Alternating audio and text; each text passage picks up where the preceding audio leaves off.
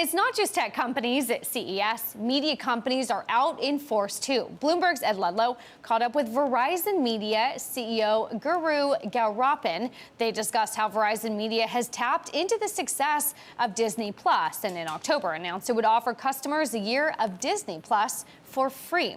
Gowrappan also outlined how Verizon's own media business will benefit. If you think about our business on the Verizon Media, if you start thinking of us, again, think about the 900 million users globally. We're also the eyeballs on the top of the funnel for Disney Plus. So for our side of the business, there's a lot of ad spend that Disney's doing to attract new customers through our ecosystem. That's one. Two, part of our media platform, the streaming service, actually Disney Plus leverages that to stream their content today.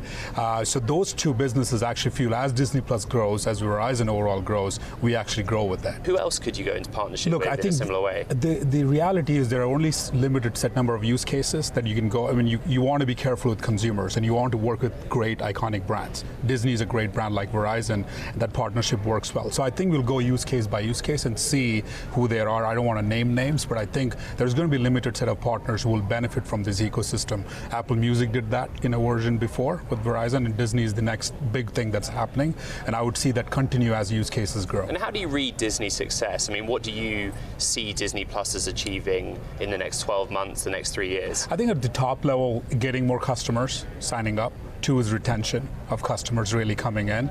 And are you keeping them for longer term? Your boss, Hans Vestberg, is very focused, laser focused on 5G. The company more broadly is focused on 5G. What opportunity does 5G bring Verizon Media? One of the biggest use cases when you think about 5G is the media use case is what leverages. Actually, that's the most tangible for consumers and advertisers. We've seen AR in the previous world, in the 4G world, or call it today's world, is very non-mainstream. I think in the 5G world, AR becomes mainstream. You think about XR platform. We launched an XR news platform in collaboration with AP, now this Reuters, which is really building a platform where news becomes experiential. The reason you can't do that at scale today, because you don't have the bandwidth, the latency, the speed that you need to be able to do that. 5G at scale helps us do that. So I think for our business, the AR, let that be on the content experience side or on the advertiser side. The AR ad units now go from 0.001% of the total impression base to a much bigger scale.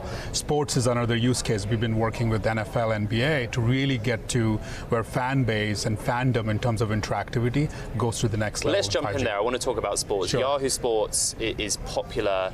You also have Sports Book. So talk to me about those two businesses, what they look like in 2020, what the future opportunities are, what revenue looks like, you know, because that's an exciting area. Commerce is where sports fits into in terms of completing the life cycle, completing the transaction cycle. So if you think about in sports betting world, the hardest part is to get the consumers, which is the top of the funnel. What Yahoo has today, our ecosystem, as I said, we are a total 900 million base globally, and within the US, sports today is 60 million monthly active user base, right? We are a leading player.